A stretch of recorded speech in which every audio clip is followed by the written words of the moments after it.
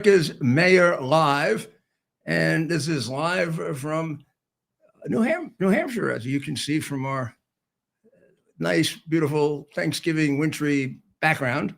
I have to say it's cold here, but it's not. When one thinks of New Hampshire, you think of freezing cold.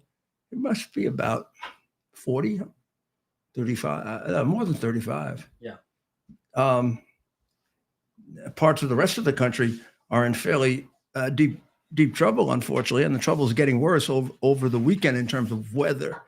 So let's begin with Thanksgiving, because there is, as is the case in human life on every day, good days, bad days, in between days. Life is a combination of the beautiful things and the terrible things that happen. And this Thanksgiving, I guess, is quite a dramatic example of that. But let's begin with the celebration that goes back to 1621, about 100 and something miles from here, at Plymouth Rock, at the Plymouth Plantation. At that point, it was no longer Plymouth Rock, when after a year plus of working together with several local tribes, the Mayflower people who survived, which were half of the people who left, and then by that time, certainly less than half, because some died here, and the Indians that worked with them very, very closely, celebrated Thanksgiving together. What they did was it was kind of a combination of the tribe's own Thanksgiving celebration for the harvest, for the bountifulness of the land, and also the Christian tradition of these. These were not Puritans. These were really protesters against the Church of England and even the Methodist and Presbyterian churches, who they thought as being too much tied up in ceremony, too much tied up in maybe even papism. Even though they had rebelled against the Pope, it was a succession of revolutions against the Pope, so that you have at the time the Church of England, which was about as close to the Roman Catholic Church as it could be, except for the fact that the Mass was said in English eventually, and the head of the church was the King or Queen of England. Then Methodist were sort of the establishment objection to the Anglicans being too close to papism. And the Presbyterians were the Scottish objection to that, and also to not wanting to be tied up with the Church of England. They wanted the Church of Scotland, and that was the Presbyterian Church. And then there were more Protestant movements that felt that those churches were just a mere reflection of the Catholic Church. Pretty much they didn't see the differences, although there were quite substantial differences. And then you had a lot of movements develop. The reason I tell you all this is people confuse these early settlers that came to Plymouth Rock with the Puritans who came to Massachusetts a generation later. People that were really associated with Oliver Cromwell in England. They were, and the reason it's different is the ability to get along with what we would call then the Indians, now the Native Americans, was much greater for these early settlers. They were much more flexible people. Let's put it that way. They had their objections to the Roman Catholic Church, the Church of England, et cetera, but they were basically very, very literal Christians. Love people. Everyone are children of God. If you read Winthrop and their books, you can see these were very kind and brave people. a very, very strong love of God. Puritans, Puritans were almost the modern day Pharisees in a way, and they were really harsh. They did away with all celebration. It's the influence really of the Puritans that knocked Christmas out of America for about 150 years. They didn't believe in celebrating Christmas. They didn't believe in celebrating. That's where the anti-alcohol, all of that comes in, which maybe is good, maybe is bad, but that wasn't the only thing about them. So this celebration, this Thanksgiving celebration, which is far different than what we do now in one way, in another is a wonderful story for us, a really wonderful story of people that came from truly different worlds. Couldn't be more different. And of course, there was some violence, some, not much, not what came later, mostly helping each other. The settlers needed a tremendous amount of help because although they came there with grand plans for agriculture and everything, they didn't really know the land or the seasons. And of course, they didn't land exactly where they thought they would, and et cetera, et cetera. Instead of coming there and killing them, the native tribes worked with them to get the benefit of their knowledge and their more advanced instruments. And in some cases, there were more advanced systems of agriculture that could work in that soil, but also varying it to fit what would work in New England and what worked for them. And they learned from each other, and they became very close, such that the leader of the main tribe finally retired with the settlers, living with them, like it was his nursing home. So this was a beautiful celebration. It's not one day, it's a 3-day celebration. And they didn't have to leave the day after for Black Friday bargains because they didn't have 2 pennies to scratch together, neither one of them. And everything was a bargain or you couldn't do it. So I think it would behoove all Americans to spend time studying this. And please, crack through the sophomoric and ahistorical attempts of the left-wingers who try to destroy every part of American history, which is a deliberate piece of learning from Karl Marx and communism in general. Eventually, Thanksgiving celebrations broke out in all of the colonies. They were very varied, very different. In 1863, at the turning point of the Civil War, Abraham Lincoln, our hero president, right? I mean, he stands in a place with George Washington that is similar to being a very high-ranking saint in the Roman Catholic Church. Abraham Lincoln declared a day of Thanksgiving as the last Thursday in November. And then it repeated and repeated and repeated and repeated until 1939, when Franklin Roosevelt moved it a week earlier. Now, why did he do that? He did it because the Depression was worse after 2 terms of Roosevelt than it was when Roosevelt came in. Now, Democrats will not tell you that Roosevelt was a failure in dealing with the Depression. He did not cure the Depression. What cured the Depression was our agreement with England to do Lend-Lease, which England paid us for, and we built the greatest army in the history of the world in 3 years, and then we also created the greatest economy in the history of the world from that, and that's what took us out of the Depression. And then the reverberating effects of that for the next 20 years caused inflation and all kinds of other things. But it's what made us by far the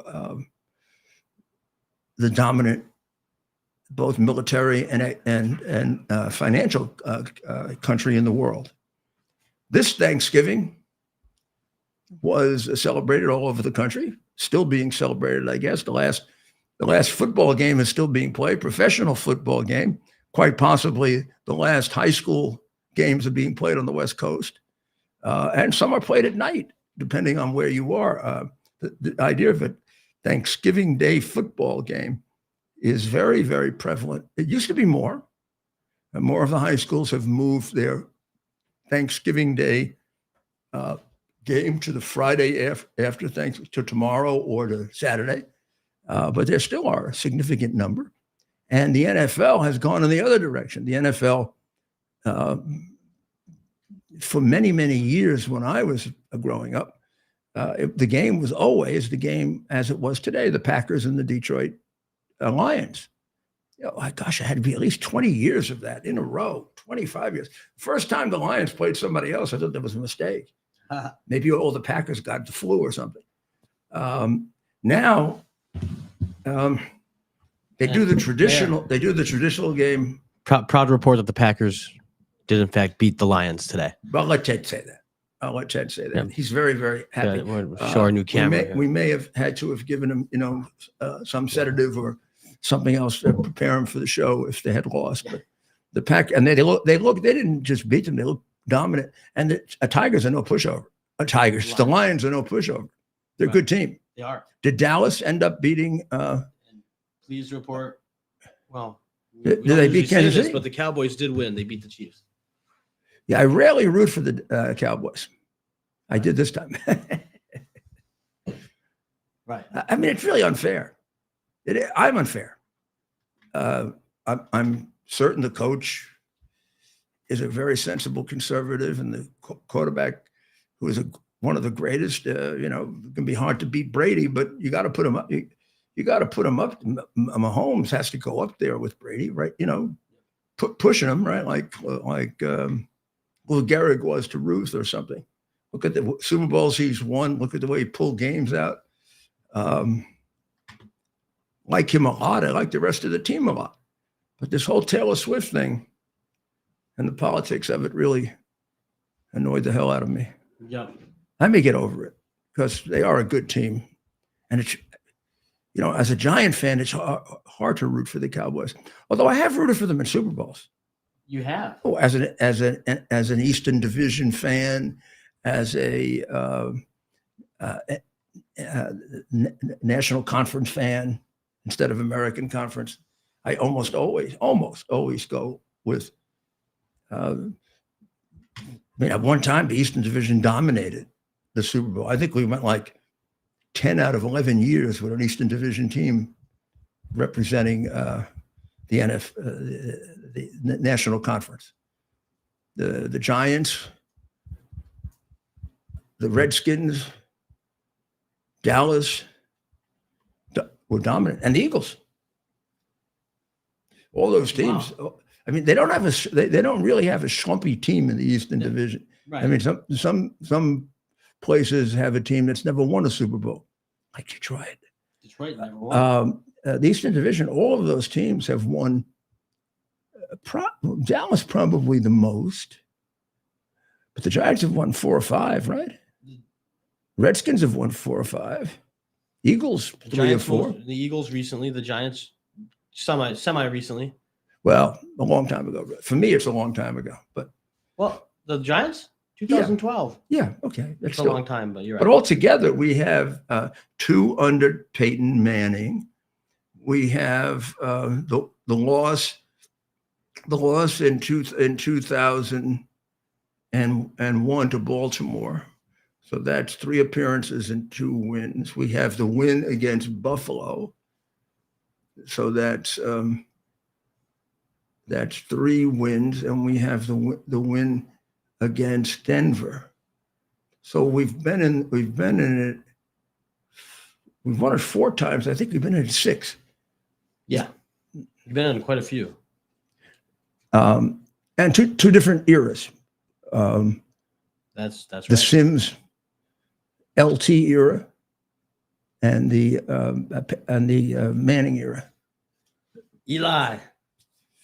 So, did you give me an answer on who won, Cowboys or KC? The Cowboys defeated them 31-28. It was a good game, though. It was a very good game. I couldn't watch the end because I was preparing for the show, but I could hear a lot of yelling and screaming. And Dallas is a Dallas gets a lot of fans of the other team because everybody wants to go see the stadium.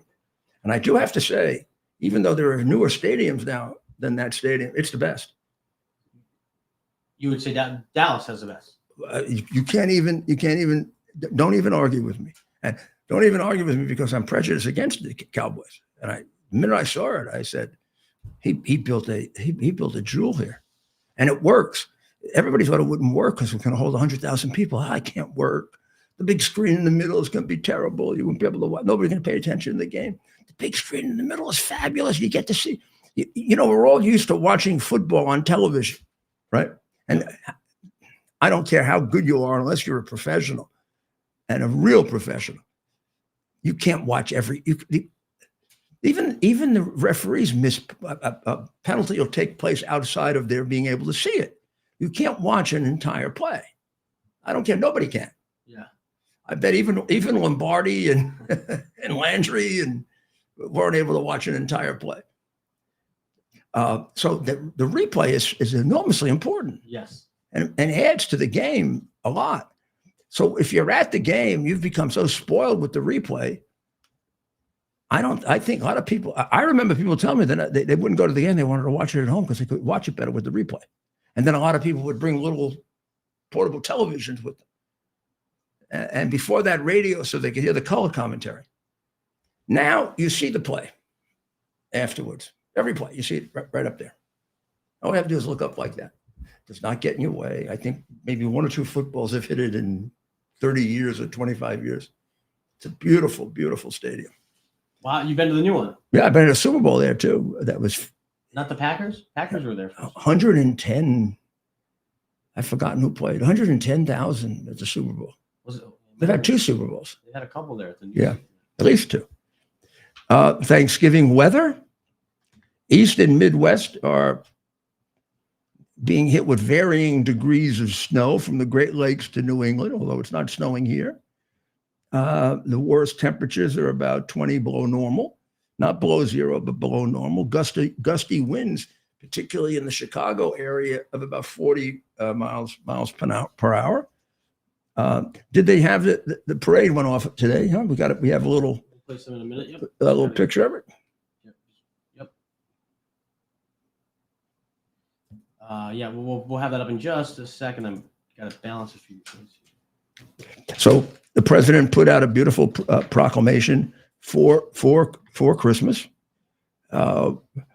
which is it is a, in terms of a national holiday, it is a presidentially organized holiday. Lincoln organized it. Roosevelt changed it, and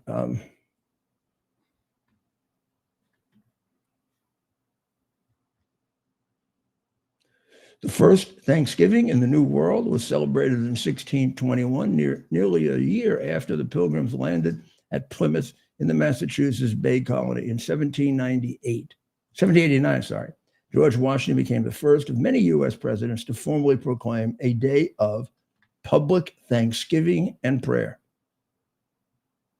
The president goes on to say, I do recommend and assign Thursday, the 26th of November next, to be devoted by the people of these states to the service of a great and glorious being, who is the beneficent author of all the good that was, that is, or that will be, that we may then all unite in rendering unto him our sincere and humble thanks for his kind care and protection of the people of this country, previous to their becoming a nation.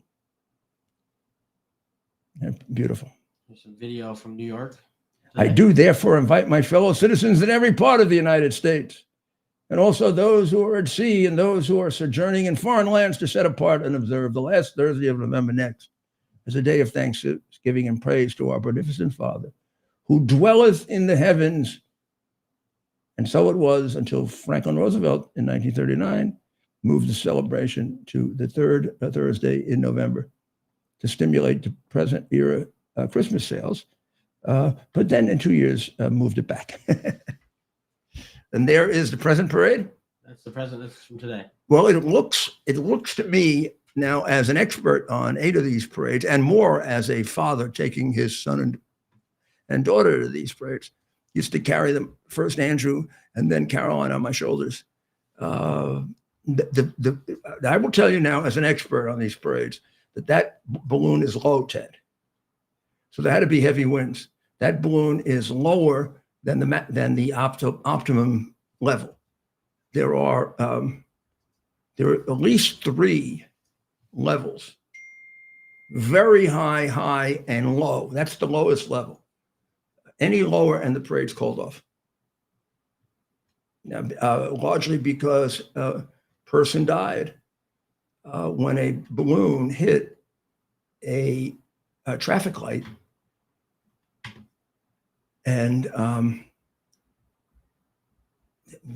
I appointed some of my best people to figure out how to make it safer. Notice there are no traffic lights. You don't see any that street right there, that intersection. There'd be at least 3 traffic lights normally. Like tomorrow, 3 traffic lights will be there. They've all been moved to the side. We made them movable. Take them down. We haven't had any problems since then. We did have a problem after it, not a death, but a balloon that was up too high and injured some people, and that's where the balloon regimen came in. So at certain miles per hour, the balloons are as I said, very high, high, medium, low. It's about 2 to 4 levels. And then the worst case scenario is, well, you'd actually do it without balloons. Yeah. That would also be possible. Or you don't do it at all. I had one very, very rainy parade in which by the time I got to the end of the parade, it was like being in a shower for an hour. And I did it with Joe Torre, my friend Joe Torre. We were both were soaking wet. It was great though. That was 1997. Now it rained through the whole parade. And my security detail with me was so angry that I marched. They're showing you the old one. They're showing you what I was talking about. They're showing you the critical condition. The giant Cat in the Hat balloon had only traveled a couple of blocks when it was caught in this exclusive amateur videotape. High winds carrying it right into a lamppost at 72nd Street. There it is.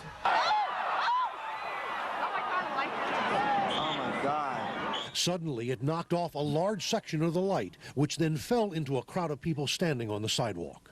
Huge wind gust came down, hit that light post right on top, sprung a big leak. A big chunk about 4 feet long fell right down to the crowd. First thing I did was cover my head and try to move out of the way, but it hit me on my foot. As handlers struggled to bring the balloon under control, police and EMS rushed to help 4 people who were... What were you saying? That talking about many years ago. Yeah. Oh, yeah. What you're watching happened when I was mayor of New York. Yeah. I should change the video title. Yeah. But it led to major changes in the parade that have made it much, much safer. You, just as an example of what you're supposed to do when you're mayor, or governor, or president. That, of course, was Thanksgiving. I was in the hospital with that woman within an hour, and spent my Thanksgiving day trying to figure out how that would never happen again. When things like that happened, my whole staff was dedicated to, okay, we just learned something terrible. It's never going to happen again. And Jeffrey Hess was the chairman of the commission that recommended the present rules for the parade, which have been altered and improved, as they should be over the years. Mostly when we had a mayor, the last one that we really had, which was Bloomberg. Well, now we'll take a break and then we'll get to the solemn part of what we have to talk about. And what we're going to talk about is not in any way accidental. This is something that our society is creating. And it's taken too many lives and we better be darn clear-headed about it before it starts taking a lot more lives. We'll be right back. U.S. Army Major Scott Smiley paid a high price serving our nation. Scott was leading his platoon in Iraq when a blast sent shrapnel through his eyes, leaving him blind and temporarily paralyzed. Scott would become the first blind active duty military officer before medically retiring years later. Thanks to friends like you, the Tunnel to Towers Foundation gave Scott and his family a mortgage-free, specially adapted smart home. Show your support for America's heroes now. Donate $11 a month to Tunnel to Towers at T2T.org. Here we are, pretty much at the beginning of the process here at this pristine, I call it a laboratory. It's not like a factory, it's like a hospital. This is the beginning of the process for roasting.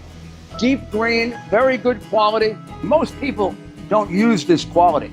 We deal with small farmers because we like to know who we're dealing with. They give us the highest quality, all organic, non-GMO. You should know all Arabica beans, no Robusto, all Arabica.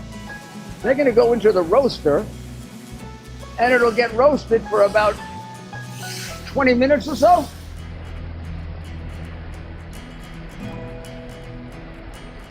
Oh my goodness, look at these.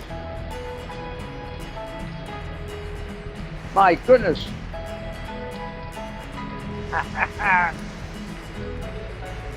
You're going to want to specially order these.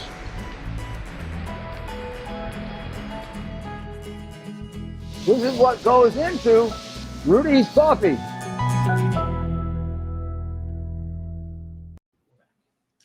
Well, I believe that all, if not most, if not all of Americans know of the terrible incident that happened in Washington yesterday at around 2:45 in the afternoon. Sarah Beckstrom, who is now passed away, and Andrew Wolf.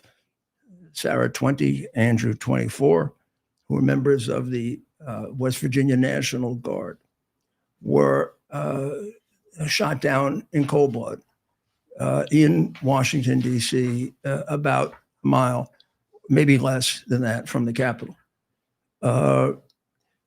It was a person who came into the United States as a refugee from Afghanistan. At the time, massive criticism of Joe Biden taking in thousands of these people. Not the criticisms he was taking in, but the criticism he vetted none of them. In other words, he had no idea who was coming in. The planes were out of control. Every report done on it, hidden, of course, has said that so many came in all at once that nobody was vetted. They were just waved into the United States and given a time in which they had to basically to leave. He was supposed to leave during the Biden years, and he didn't. Therefore, if we had had a president back then who had a brain and a conscience, these two young people would be alive today. You know how many people I could say that about? Thousands? Hundreds of thousands? We get closer to millions. We could say, I think, without fear of any serious person disputing us, that there'd been no war in Ukraine. That's going to claim the lives of well over 1 million Ukrainians and Russians, who all would be alive today if the Democrats hadn't cheated and won the 2020 election. Yes, cheated and won. If you peel away the horrible dishonesty of the press and the Democratic Party, it's clear that Biden was not elected in 2020. There you see some of, I guess, what has been captured of the shooting that took place at I and 17th Street, which is I put it in New York terms. I would say you would call it a 4 or 5 block walk from the White House. You can't do it in blocks because really to get there directly, you go through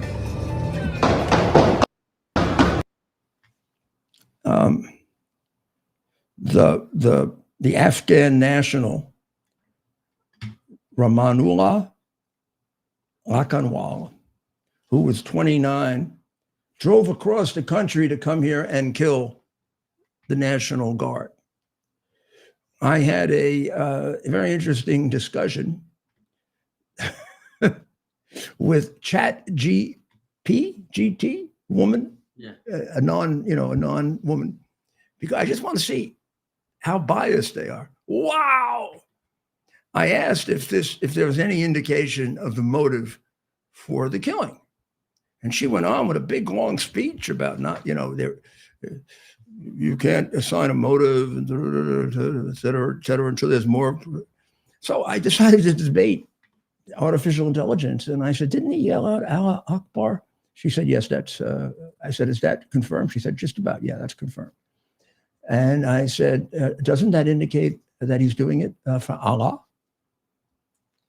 And well, not necessarily. I said, what would have happened if he were running down the street yelling out, I'm doing this in the name of Jesus? Wouldn't he be described as like a white nationalist, a Christian nationalist or something? And Allah Akbar is not an isolated statement. If he had done it saying, I'm doing it in the name of Jesus, it'd be very unusual and an isolated statement. This ties him in with hundreds, if not thousands, of Islamic murderers. This isn't a phrase he just pulled out of somewhere. It's a phrase connected to a movement. That's 20-year-old. That's Sarah. Sarah Beckstrom. 20 years old. Beautiful girl. Beautiful young woman. Andrew Wolf, I think 2 children. He's fighting for his life. There's Andrew. Andrew is fighting for his life. Recovering from surgery. The last report we had was fighting for his life.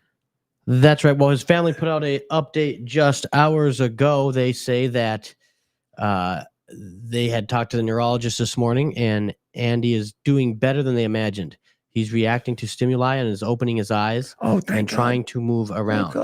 They're making sure he is sedated to allow the brain to heal, so he is not feeling any pain. Thank God. With this being said, we know that with the brain swell, it'll get worse before it gets better. But the neurosurgeon is hopeful that things are moving in the right direction. And he has a very long road ahead. But right now, they're going hour by hour. Now, once again, the value of having a gun is illustrated quite dramatically. This does not become like a school shooting where you have 8 people dead, 9 people dead, 10 people dead, 12, 15, 18. Terrible, terrible, terrible, terrible. We have 1 person dead. Hopefully that's it. At most 2. Hopefully it won't be. But within seconds, the National Guard, armed, right, shot him. It's reported 4 times. And also one of the National Guard members, it's also reported, knifed him. Right. Got on top of him and knifed him. Yes. Now, how many more deaths that prevented? Who knows? Who knows? If he had gotten away, did he have plans to go somewhere else as well? Why did he pick Washington, D.C.? Well, he picked Washington, D.C. for the same thing that caused the death of detectives Ramos and Liu, caused by de Blasio pointing out New York as a racist city during Baltimore racial riots. It's just too darn coincidental that within 5 to 10 days of that, a guy from Baltimore decided to pick New York City to come and assassinate 2 police officers, detectives Ramos and Liu. That is the thing that caused the New York City Police Department to turn their back on the communist de Blasio. This is happening to this is not isolated. What happened to these 2 wonderful young people who were serving our country is a combination of what the left wing is doing to us. It is the fruit of years and years of hatred pointed toward immigration officials, toward the National Guard, toward ICE, 1,000% increase in the attacks on ICE. ICE is a law enforcement agency trying to make sure that rapists and murderers and people like the people who killed Lake and Riley and people like this don't come into the United States. I mean, it's enough that we have to deal with the people in the United States who kill us. We shouldn't have to deal with people that should never be here that kill us. And these men and women who are being called Gestapo by the Democrats, being called perpetrators of a civil war. This is the language that pushes violent people and also unhinged people over the line to murder. Listen to this clip, Mayor. It makes me incredibly nervous that we're about to see people in law enforcement, people in uniform military get nervous, get stressed, shoot at American civilians. It is a very, very stressful situation for. She said that last week. Well, now tell me when the National Guard has been all over America. They reduce crime in Washington remarkably. I mean, this guy, you do not consider, you would, Muriel Bowser, has been all over the place. So I'm not using her as an example of anything. But this would be ridiculous to charge this to her. Right. This is not a Washington murder. This guy came across the country to do this. Right. This is Washington being victimized by this. So that's a Democratic member of Congress. Right. Well, they should throw her out. But what national has the National Guard shot and killed anybody? I don't know if we've ever had that. Yeah, well, I mean, they have, I'm sure, in the whole. Yeah, okay, it happened now, right now, and even there are one or two disputed incidents with ICE. They're in terms of numbers, they're nothing in comparison to the murders that take place in Democratic cities just in one day. Right. You have more murders in Chicago over a weekend than ICE has probably done since this all started.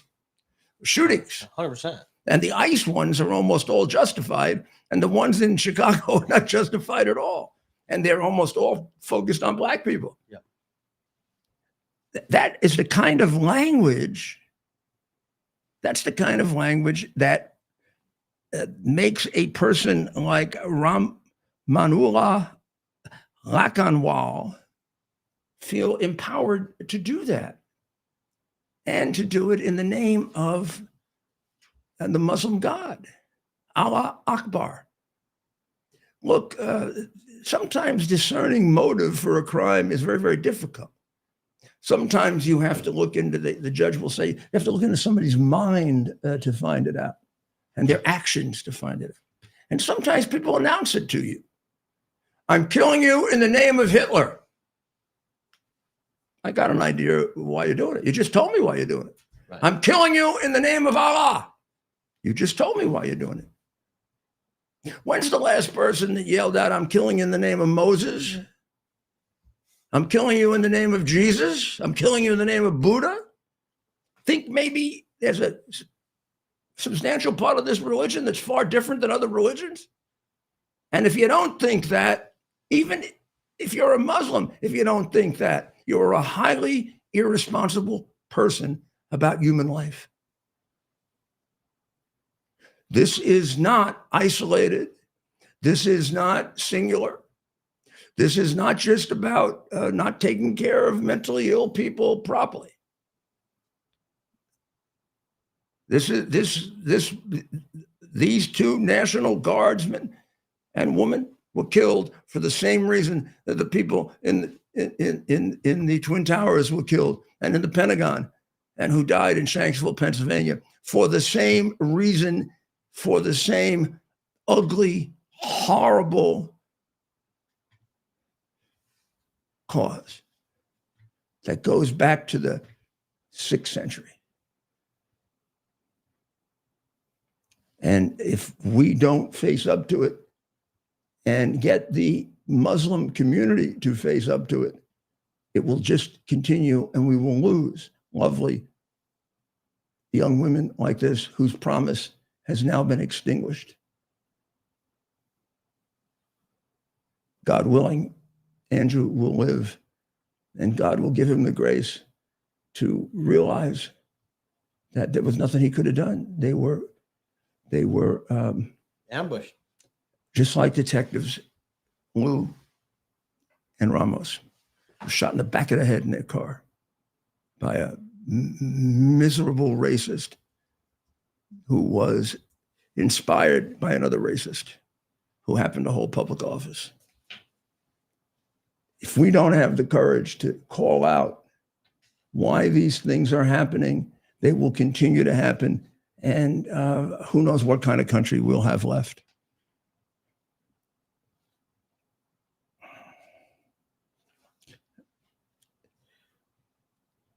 $73,500 Afghans were let in a matter of, you could say, in a matter of days. You can't possibly vet 73,500 Afghans or anybody else in 2 or 3 or 4 or 5 days or 6 days. 16,500 were brought under the special immigration visa.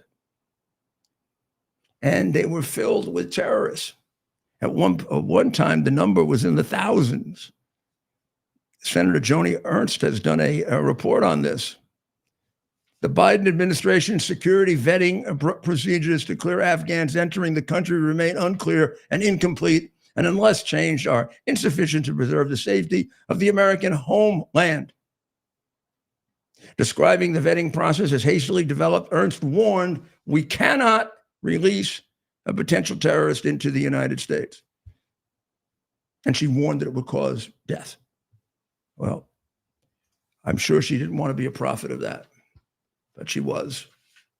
And when you add to that the other deaths in Afghanistan, the deaths in Ukraine, the deaths in the Middle East, the people who died of fentanyl with the borders being absolutely wide open, there's no American president that has had more people killed in anything but in a non-war situation ever.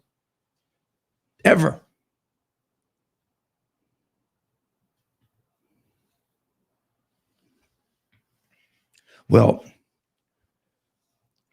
who is this MS Now correspondent, Ken Delanian? Were you able to? Yep, we found that. Tell me about him, Ted. He is a correspondent for MSNBC, which is now known as MS Now. Oh. And we do have him. Is he a happy, wild, and crazy lefty? Yes. Yeah, that's to put it nicely. This is Ken Delanian on MS. Well, it was MSNBC, is now MS. So he's gotten worse, right? I mean, they've gotten worse. You know, there's so much controversy happening in the United States right now with ICE, who are also wearing uniforms and wearing masks. And so there's, you don't know, people walking around with uniforms in an American city. There are some Americans that might object to that. And so apparently this shooting has happened. People walking around with uniforms in an American city, there are some Americans that might object to that. And so apparently this shooting has happened. Yeah, I mean, we should get rid of everybody in uniform. I mean, that is a classic blaming of the victims, isn't it? And not the guy yelling Allah Akbar. The reason for this killing was to carry out the imperative of the founder of the Islamic religion, Muhammad, to wipe out non-Muslims. We got another one. Here's ABC's take on the shooting. So, I mean, this guy Delaney, oh, by the way, he can't even talk. Did you realize how his sentences were broken up? And here's ABC News. This is a guy that's trained to be a reporter. He should run for president as a Democrat. That was MS Now. Here's MS Now. Oh my ABC God, News. it's worse than before. Were specifically targeted. If that's the case, it would fit with what we've been hearing from law enforcement officials for a number of months now, that some political flashpoints in the country, whether that's immigration policies by the administration, the ongoing Israel-Hamas conflict, even amid a tenuous ceasefire, those kinds of flashpoints have made people in uniform, be they military, law enforcement, government officials, people in uniform, have increasingly been targets. And so this is caused by the administration. Trump did this. Yeah, that's what he's saying. You can't make this up. I wish I was making that up. Did Trump cause September 11? These people have been wanting to kill us from, a little before 600 AD. And they have been killing us since a little before 600 AD. And us includes Western civilization, particularly the Christianity and Jewish part of it. This doesn't come out of thin air. This isn't like just a sporadic program of a bunch of nuts. These are very, very specific reasons for murder, in which the murderer or attempted murderer gives us the benefit of telling us why he's doing it. We don't always get the benefit of being told why someone's committing murder, and we have to develop the motive from the person's mind. But you get a real head start on it when the person tells you why he's doing it, don't you?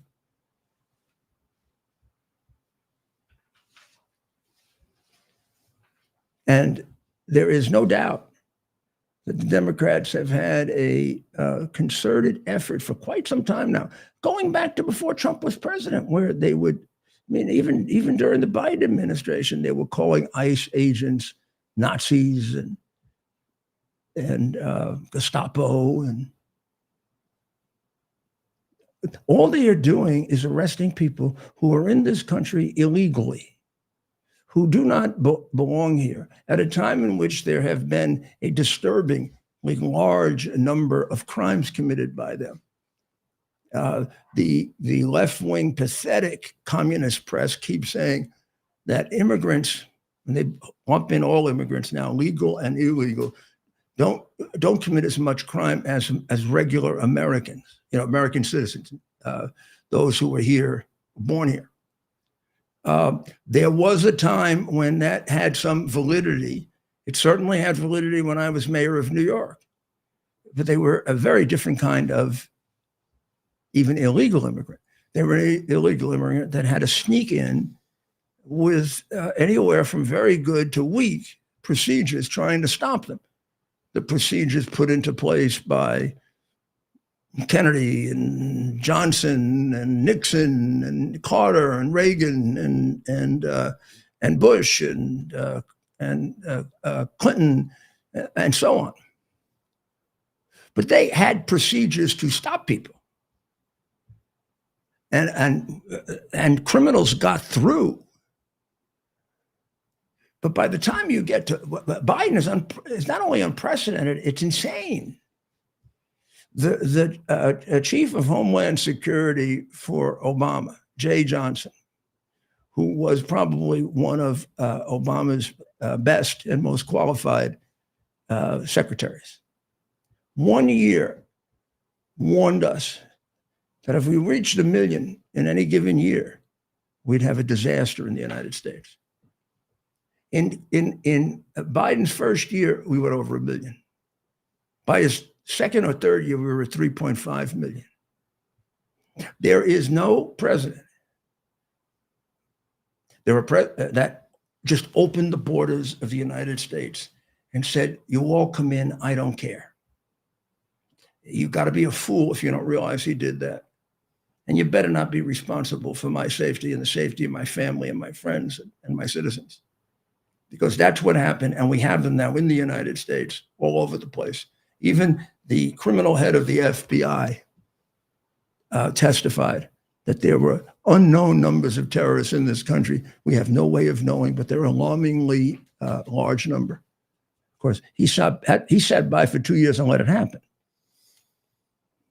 The the killing of Charlie Kirk, the attempts on Donald Trump were clearly done at a minimum by the Democrats and the insane Democrats and the crazy lefties who gin up the temperature. Trump is a Nazi. The horrible things they said even after the death of Charlie Kirk. These people feel justified in what they're doing.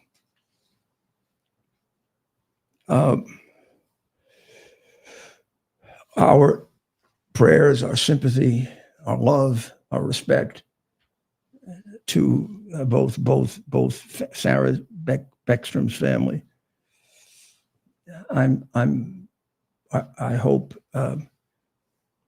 you're religious people and will find support and strength. Let Jesus surround you and hold you with his promise of eternal life. And for Andrew's family, who is fighting for his life, please, dear God, grant him mercy. We'll pray very, very hard for them. And if you don't like the fact that we're praying, why don't you go somewhere else? This was a country that was built on a bedrock of belief in God, not built on an established religion, but certainly not shy about the fact that our rights came from God, the supreme being. So don't tell me I can't pray, even if I'm a government official. Go tell that to our founding fathers. See how far you get. And we desperately need God back in the public square and in America, because God was deliberately driven out by the Marxists, and you know who they are, including the guy in New York and so many more. So let's see what happens with the rest of this investigation. It has been described already as a terrorist act. My good friend, Judge Janine, for many years, gave an excellent press conference this morning. And she said very, very, very, very professionally and very firmly that she hopes this doesn't become a first-degree murder case, a capital case. But if anybody dies, it's going to be a capital case. Well, it is a capital case now. Unfortunately. Shall we play the clip from the brilliant and very, very capable district attorney in the District of Columbia, who is also one of the reasons why crime is down there?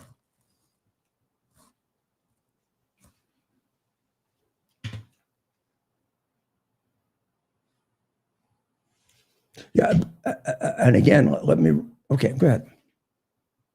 Set with the president believing that the National Guard members should not even have been there if it were not for the executive order.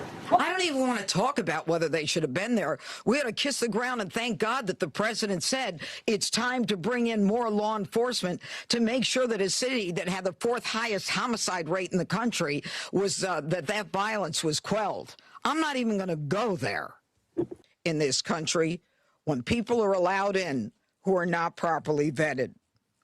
These guardsmen and all who are here to protect the district are the line that separates a civilized society from a barbaric one. Go to Ukraine. They are the ones who stand for law and order. This was not just an attack. It was a direct challenge to law and order in our nation's capital. And we're back. Well, I'm taking a look because I want to make sure I'm right. Yeah, fix that light. Yeah, lighting issue. So, well, the police department of the District of Columbia was down to something like 15. It's supposed to have 3,200 officers before they defunded it. And I believe it was down to about less than 2,000.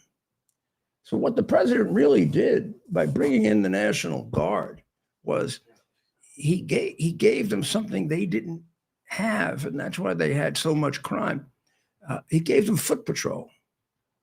So this The New York City Police Department, I always knew the number I needed of police officers. I knew it because I was involved in law enforcement for most of my career. But you, among other things, community policing notwithstanding, you need street patrols to reduce crime. You have no idea how much you need them until you don't have them, because you don't really know how many you're preventing by the fact that they're going to commit a crime, but they see a policeman. I guess that was when a policeman could do something. If they see a policeman in a lot of these Democratic cities, they just spit at him. But they're not going to spit at the National Guard. So he gave them something they desperately needed that their mayor wasn't intelligent enough to figure out for the benefit of her citizens, many of whom are Black. The president saved enormous numbers of lives. In terms of murder, probably 7 or 8 out of 10 would have been Black. For that, he should be thanked. She did eventually, begrudgingly. She's gone back and forth on it now. But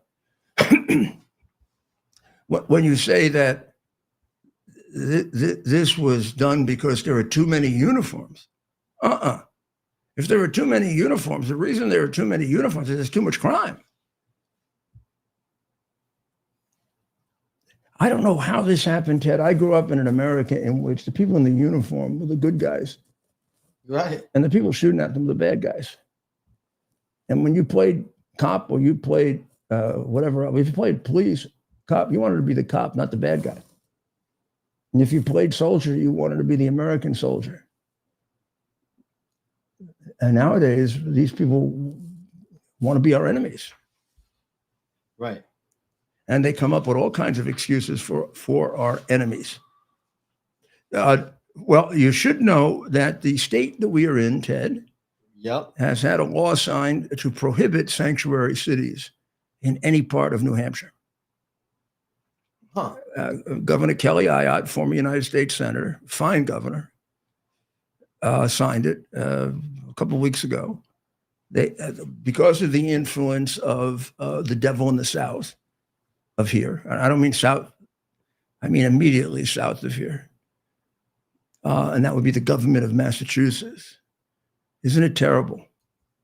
Isn't it shameful, like it is in my state of New York? So I feel free to say this, that Massachusetts is governed by wacky left-wing pretend communists, I guess.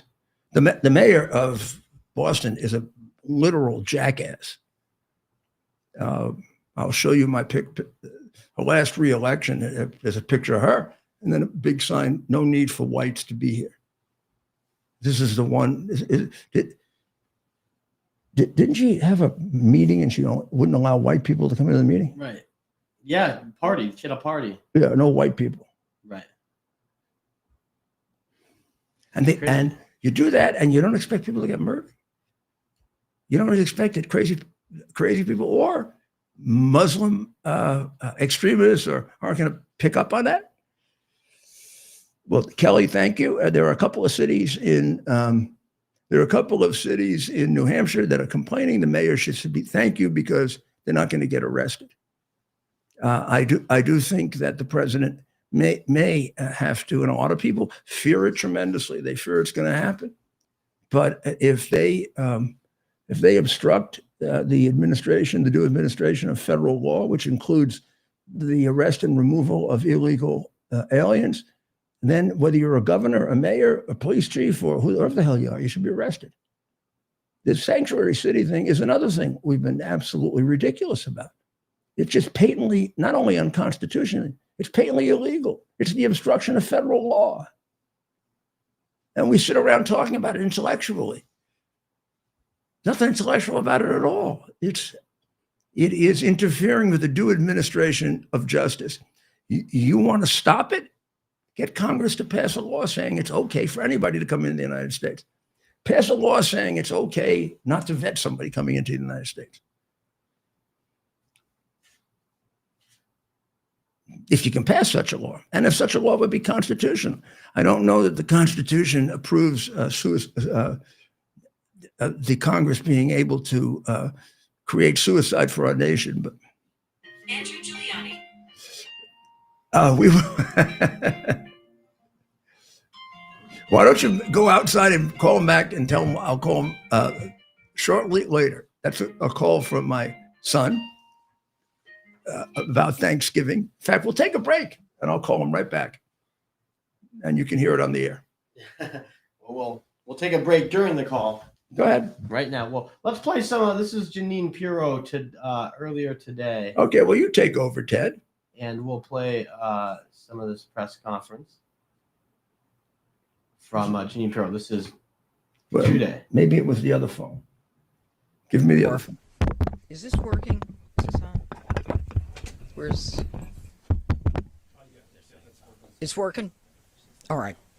Thank you all for being here on this difficult day. As you know, my name is Janine Pirro. I am the United States Attorney for the District of Columbia, and I am joined here by several individuals who represent agencies who have been working around the clock since this horrific event happened. To my left, we have the Director of the FBI.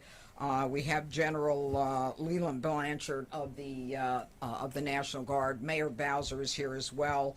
We have Frank Saldana of the DEA, Chris Hecht of DHS, Executive Assistant Chief Jeffrey Carroll of the MPD, Darren Cox of the Washington FBI Field Office, and a Special Agent in Charge, Samuel Ward of the ATF in Washington.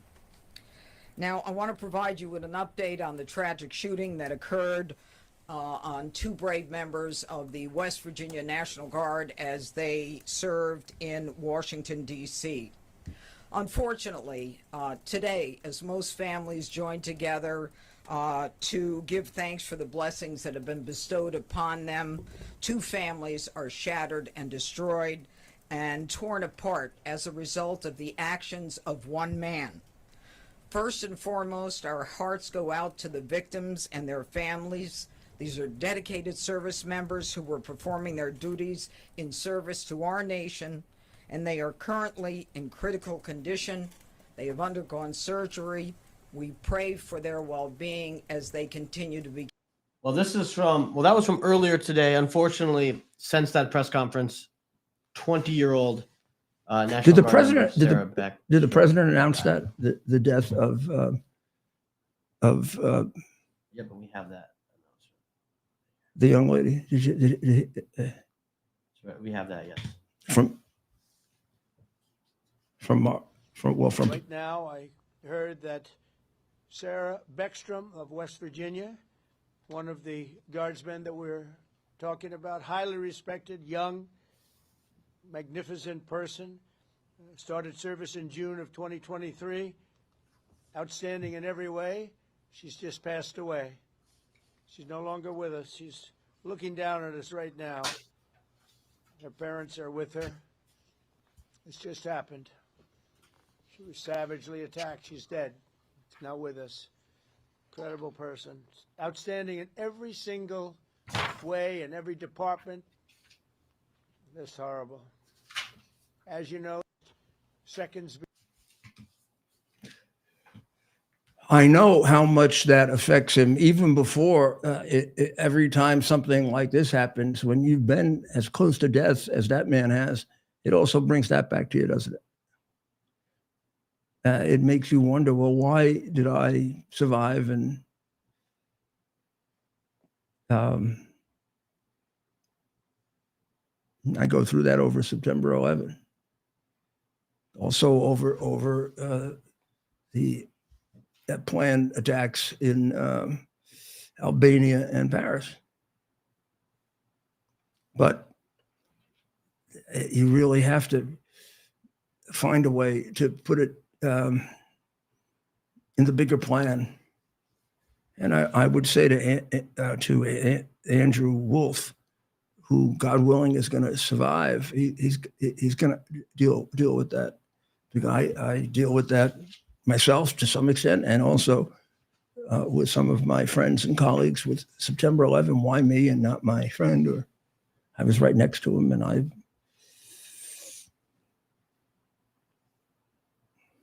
except for those who murder, abort children, encourage suicide,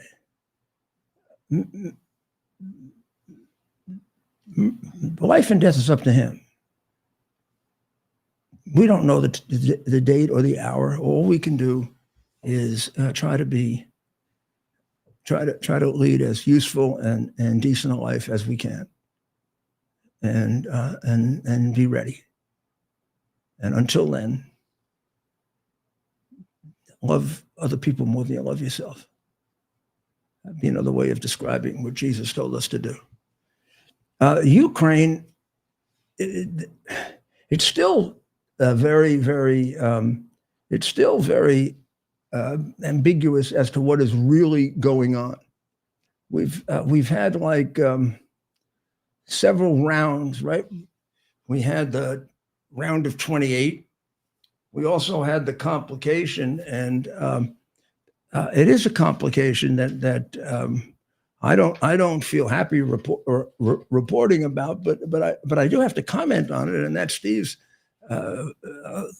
call to the Russian who was advising Putin and giving him advice on how he should handle President Trump the night before Trump was going to meet with Zelensky.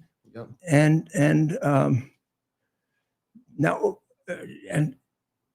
And discuss the Tomahawk missiles that Zelensky wanted, and that according to the readout of the conversation of October 16th with Putin, Putin threatened the president into not giving those Tomahawk missiles to Zelensky.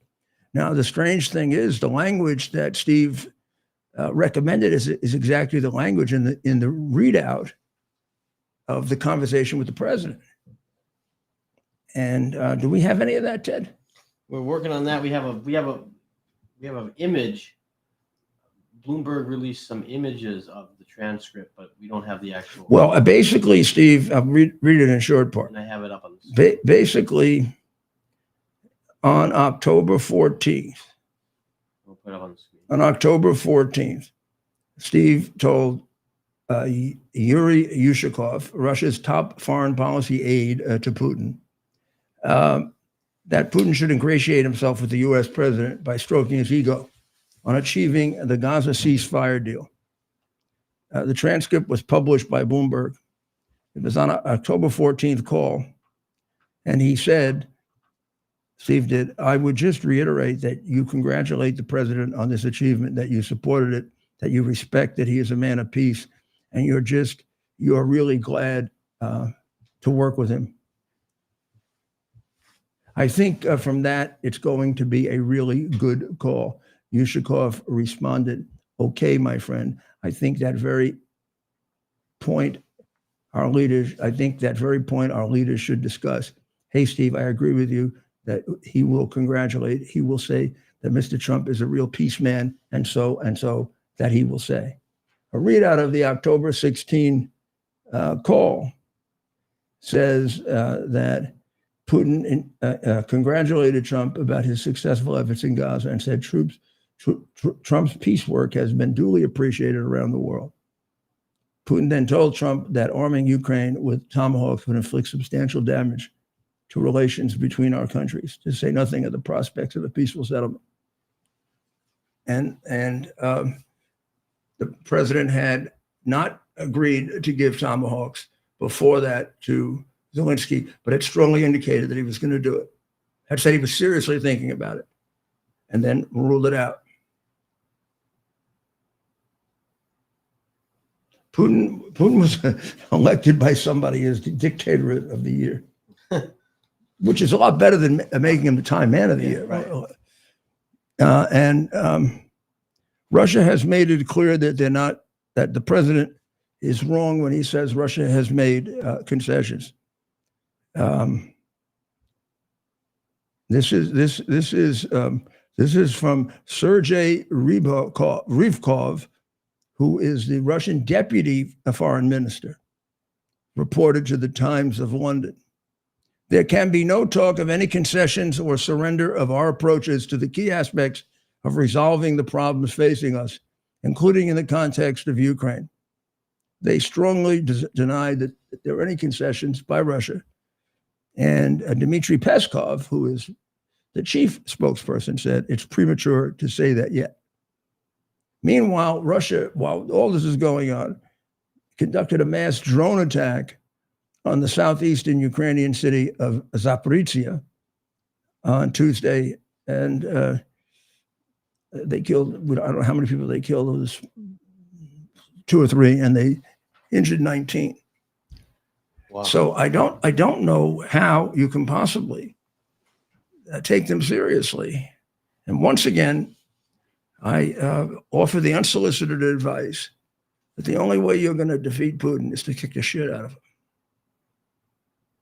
Now, I can express that in a much more intelligent way if you want, but I want you to get the idea of it. I am very much committed to the chapter in my book, Stand Up to Bullies. I found every time I did, it was very effective. I developed that rule and I wrote in my book, Leadership, watching history, watching what would have been the right way to deal with Hitler, what would have been the right way to deal with Chinese communism at the very beginning, what would have the right way been to deal with Russia at the very beginning before they became a powerful nuclear power, when they were devastated by the Second World War. Rather than be nice and kind to Joe Stalin, who, along with Hitler and Mao, is the triumvirate of the biggest mass murderers in human history. We should have taken advantage of China and helped the nationalists to keep the communists from taking over China. And then when China interfered in the Korean War, we should have used it as an excuse to kick the living daylights out of them. After all, they were devastated at that point. They had nothing. And we had a vast army still left. Remember, we were only in the war much shorter than they were. And we were prepared for an invasion of Japan. Well, that could have been used against China. And we wouldn't have had the Red China. They weren't capable of defending themselves then. They didn't have atomic weapons. They had a devastated army. What they did in Korea is just throw bodies in to do what Putin does, to get them killed. That's the way they fight a war. And that's why they're so frightened about Japan, because Japan doesn't just throw bodies at it. The Japanese are genetically some of the greatest warriors in the history of the world. So I don't know. Only thing I can tell you is one of the things that has to be factored into all of this analysis of what the president is doing, including Rubio and Witkoff and everyone else, is that it is hard to tell the difference between the serious moves and the game playing. And the game playing are serious moves. I don't mean that. I mean, this is an area in which the only way you're going to get this to work, you can't always mean what you say. There have to be feints in negotiation. So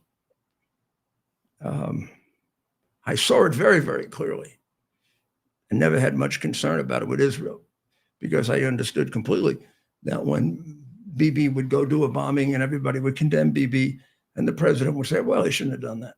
That President Trump really wasn't upset about it, because President Trump doesn't just say, oh, we really shouldn't have done it if you do something that he strongly disagrees with. We know that. We know he's a very volatile, tough man.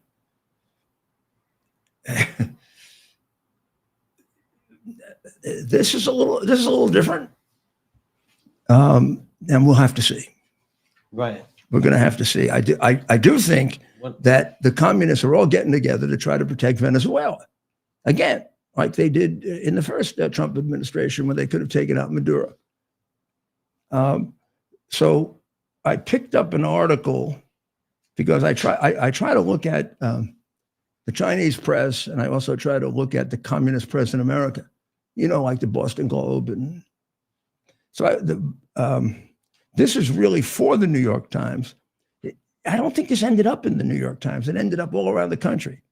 And it is just it's a communist rag sheet on Maduro. The bad guy in this Venezuela thing is Trump. Right. Not the dictator of Venezuela who's killed numerous people, who clearly has two major gangs that he's exported to the United States. The Solas cartel and Trandaragua, the one that the mayor of Denver and Governor Feliz Navidad denied existed. And now they're all over the United States, Trandaragua. That's the guy who killed Laken Riley. They're disputing that Maduro runs either one of them. And they're saying that American intelligence disputes it. Well, American intelligence are the 51 spies who lied. I felt very, very good when I saw that, because I haven't been right about anything since the Second World War. When has American intelligence been right? When you have crooks and charlatans and morally inferior human beings like the 51 spies who lied, you think they tell the president the truth? I mean, it's anybody's guess whether anything they tell the president is true or not. And it couldn't have been straightened out that much yet. So who knows if it's even true? So basically, they say there's dubious information about Maduro's operational control of drug trafficking and the ease of trying to topple him. And then they take the Nobel Prize winner, Maria Corina Machado, who actually won the election against Maduro, which even the New York Times agrees was correct. And they say that she's sucking up to Trump by saying that Maduro controls the drug traffic in Venezuela. Now, she's not saying it for the first time. She's been saying it for years. And so have a lot of people been saying it, some of whom are no longer here to be saying it with us because he kills them. I do not understand why they love these.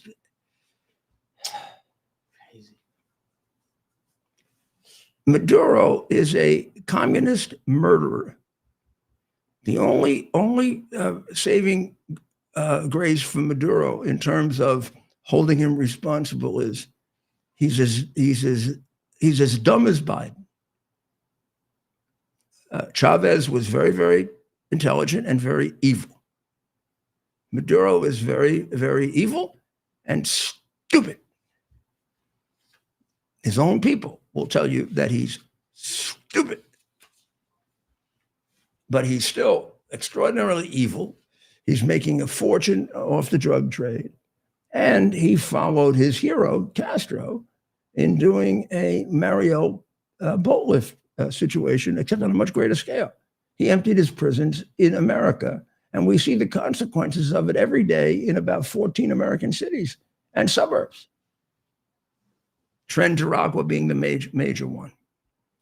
What the president is doing in trying to get him the hell out of there is one of the best things being done for our hemisphere. And it's also leading to right-wing victories in other parts of Latin America and South America. So, and it's a bit of a return to the Monroe Doctrine, where, I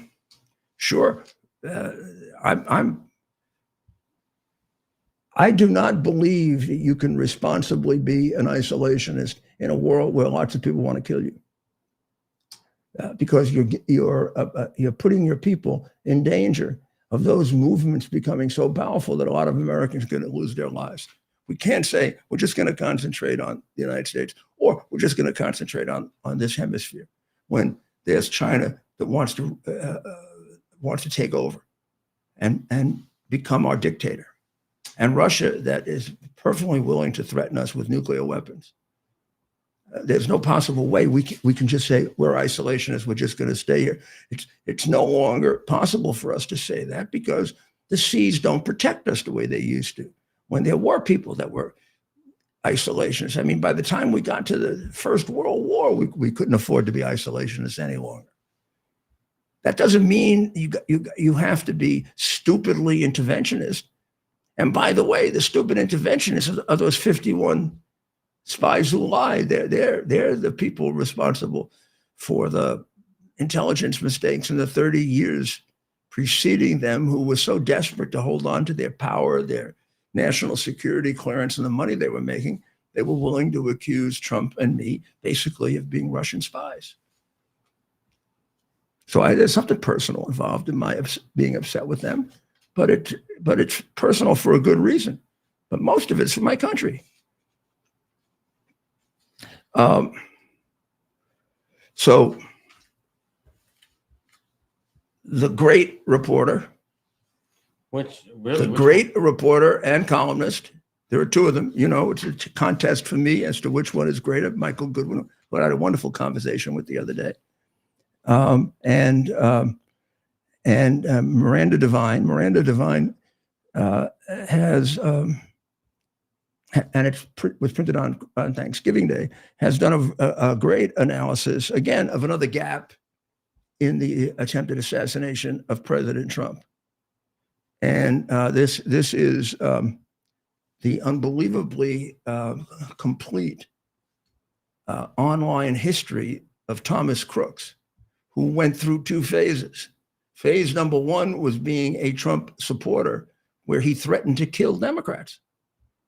Very, very explicitly online, triggering, I don't know if they call them algorithms or formulas, but triggering formulas that would require that to be reported to the government.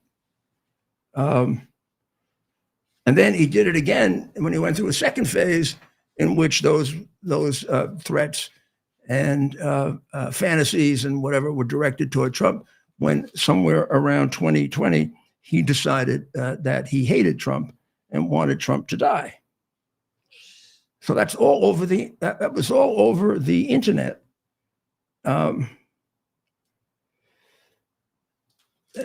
For example,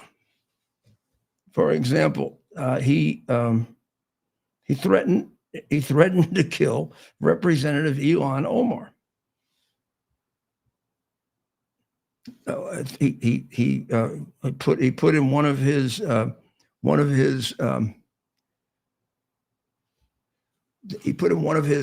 texts that she should be killed.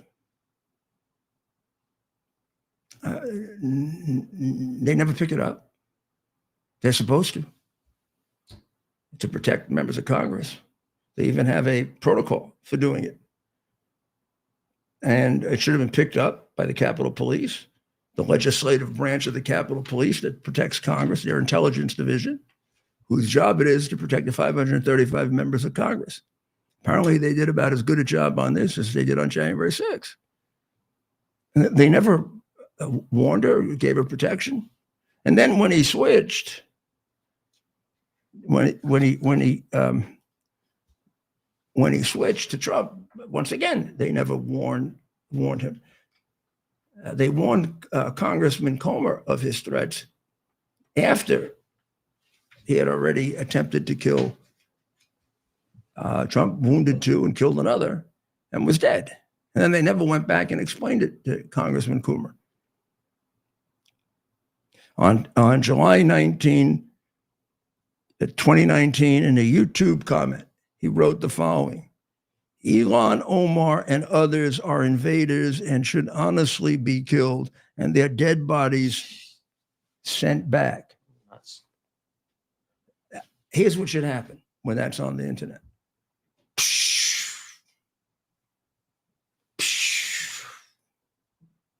Keywords, huh? Keywords for all of these sites. They're supposed to have them. Keywords like, I mean, he doesn't do it like subtly, right? Killed. Ilhan Omar should not exist in the same paragraph. without somebody looking at it. And then when you see it, you say, how about this one? This triggered nothing. December 12, 2019, murder the Democrats.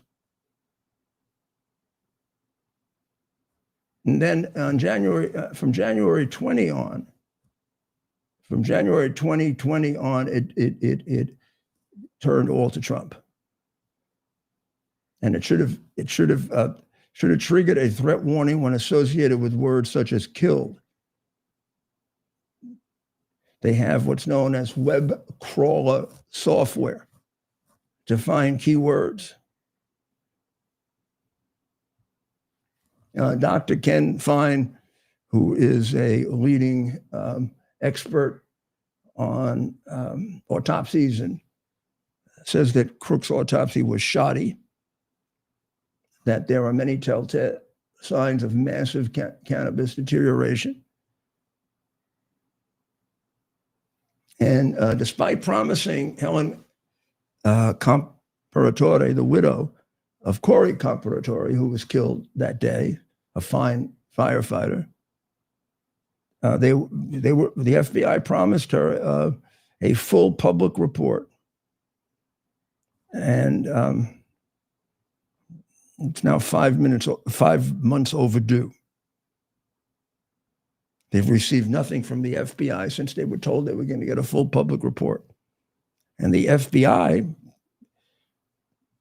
according to the members of Congress, including Republicans, has stonewalled the investigation into Butler, where there are numerous leads that haven't been followed. And we could do the same thing with the one in Palm Beach. I don't get it. The government is now in the hands of President Trump. I have for 3 years been trying to get 2 affidavits Still can't get that were done to raid my law office and my house. That yielded a letter 2 years later that there was no probable cause to present to a grand jury that I committed a crime. As a lawyer, it's hard to believe that there's probable cause in the affidavit, and then it kind of disappeared. I also want to get the affidavit that allowed them to go get my iCloud account shortly after I began representing Donald Trump, because that surely was not about any alleged crimes that I committed. That was to spy on him. As far as I can tell, those are in the hands of the Department of Justice, and the FBI, and my lawyer can't get them. You explain it to me. I can't explain it. I'm supposed to explain to you. I can't explain that. Let's close with some really good news. Miami-Dade, not very far from where we permanently live, Not at all. is going to bring back classical education, meaning I don't know if this is a private school or a charter school. It's called True North, the name of the school.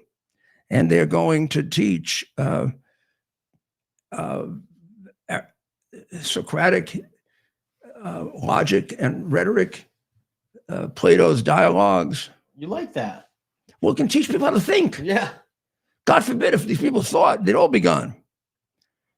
And now, Village Green, which is a K-5 school in Southwest Miami-Dade, located not far from the True North Classical Academy, is transitioning. This is a public school. It's transitioning into such a program. And the idea is to explore the ideas that shaped Western civilization. Uh-oh. Grammar, dialectics, and rhetoric are going to be taught. They are partnering with the University of Florida's Hamilton School of Classical and Civic Education. Well, we're going to follow up more on this. Okay, we may even go down there and look at their program. I am a very, very strong proponent of classical education and teaching Western civilization, because it was a very, very core part of my education. Also, in order to help you be healthier and stronger, you should get Rudy Coffee. There's another study that's come out by the BMJ Mental Health Journal that 3 or 4 cups of coffee a day may slow biological aging in individuals with severe mental illness. No, it would not have helped Biden, but other than Biden, it would help everybody else. People have, when I mentioned this to people, I said, if you take Rudy coffee, you're going to slow your biological decline. They said, well, it would have worked for Biden. I said, well, there are a couple of people that it wouldn't work for. Would not work for you. But you have to, in order for the coffee to work, you have to have at least a single brain cell, because then it will help. I'm making this all up, but I'm not making up the report. There are studies that show that drinking coffee helps to fend off type 2 diabetes, heart disease, even Parkinson's disease. But the most important thing that it does is it helps to combat cognitive decline. And even in the study, as I recall it, it's a very complicated study, and it's thousands of people. Even the people who 4 is ideal, but the people that go over 4 are still much better off than the people that are down to none or 1. We'll get the actual study out and we'll get the chart and show it to you. But Yeah. But I'm telling you, this is really not self-serving. It sounds like it is. Rudy Coffee, bold and morning and decaf. I don't know. A lot of people tell me it's the best coffee they've ever had. I think it is. And by the time I started doing it, I had really become an expert on ground coffee and what is the best. And I was mixing it myself. And I stopped using milk in the coffee. I stopped using sugar or sugar substitute because I didn't want it to interfere with the wonderful taste of the coffee. I'm not just talking about Rudy Coffee now. I'm talking about if you know coffee. But Rudy Coffee will give you the best coffee I've ever had. And it's all Robusto beans from the top of the mountain. Much healthier for you. A lot of the health benefits come from the Arabica beans. The Robusto beans are the ones at the bottom of the mountain. They'll help you too, but the Robusto better are not as good as the Arabica. Right. So we'll be back tomorrow for Black Friday. I think Black Friday is not what it used to be. But maybe we'll get a chance to drive around a little 1 or 2 shopping centers to see. But the last couple of years, it's been kind of disappointing. But I think that I don't think is a reflection necessarily of the economy one way or the other. To figure out what's going on with the economy, you have to know what's going on online. Yeah. I mean, the Black Friday sales have been on Amazon now for a week. It's Black Week. Right. Black Month. Black Month. Christmas. 2 months, right? 3 months. But you can officially start celebrating Christmas tomorrow. I give you permission. All those people who did it before are going to get coal in their stocking. Well, pray for the 2 National Guards. Men, women, 2 wonderful people in the beginning of their lives, taken away from them in the name of Allah. Face it, that's why they were killed. They were killed as part of the Islamic movement to take over the world. It may sound insane to you, or maybe it is insane. They believe it. That's all that matters when the life is taken, right? They believe it. And we encourage them by being afraid to stand up to them, by not being realistic and honest with them, by saying things like the Muslim religion is a peaceful religion. Generally, it is not generally a peaceful religion. There are peaceful parts to it. But in order to get to those peaceful parts, you have to read out the extremely violent parts that have made up more of their history than the peaceful spread of the religion. You don't see much missionary work on the part of Muslims like you do with Christians. What you see are wars to eliminate their enemy or convert them all over Africa. Nigeria, which is the focus of what the president is looking at, also people debating it. But you've got about 6 of those wars in Africa where Muslims are killing Christians, because the fastest growing religion in Africa is the Christian religion and the Catholic religion also. So we'll be back tomorrow. We'll report to you on Black Friday. We'll see what else we can find out about the tragedy in DC. We'll pray for Andrew Wolf. Pray that he makes it. Every day that he makes it, of course, is stronger and stronger. And we'll pray that God gives Sarah's family the strength to deal with this, because I'm sure that beautiful young lady is in heaven. So pray for the people of Israel and the people of Ukraine and the people of Iran who are in harm's way, and pray for the people of America who are in harm's way. And because of the rhetoric and the insanity and the communist movement, and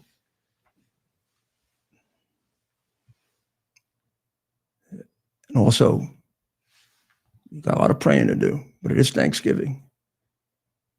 All God really needs to hear is thank you. That's what he needs to hear. He knows what's in your heart. But it is important for you to express it ceremonially and outwardly. We are very, very fortunate people. With all the terrible things that happen, we are very fortunate people. The most fortunate in the world, and that doesn't make us arrogant, doesn't make us more important, makes us hopefully much better servants. Pray for our president. God bless America. It's our purpose to bring to bear the principle of common sense and rational discussion to the issues of our day. America was created at a time of great turmoil, tremendous disagreements, anger, hatred. There was a book written in 1776 that guided much of the discipline of thinking that brought to us the discovery of our freedoms, of our God-given freedoms. It was Thomas Paine's Common Sense, written in 1776, one of the first American bestsellers, in which Thomas Paine explained, by rational principles, the reason why these small colonies felt the necessity to separate from the Kingdom of Great Britain and the King of England. He explained their inherent desire for liberty, for freedom, freedom of religion, freedom of speech, the ability to select the people who govern them. And he explained it in ways that were understandable to all the people, not just the elite. Because the desire for freedom is universal. The desire for freedom adheres in the human mind, and it is part of the human soul. This is exactly the time we should consult our history. Look at what we've done in the past and see if we can't use it to help us now. We understand that our founders created the greatest country in the history of the world, the greatest democracy, the freest country, a country that has taken more people out of poverty than any country ever. All of us are so fortunate to be Americans. But a great deal of the reason for America's constant ability to self-improve is because we're able to reason, we're able to talk, we're able to analyze.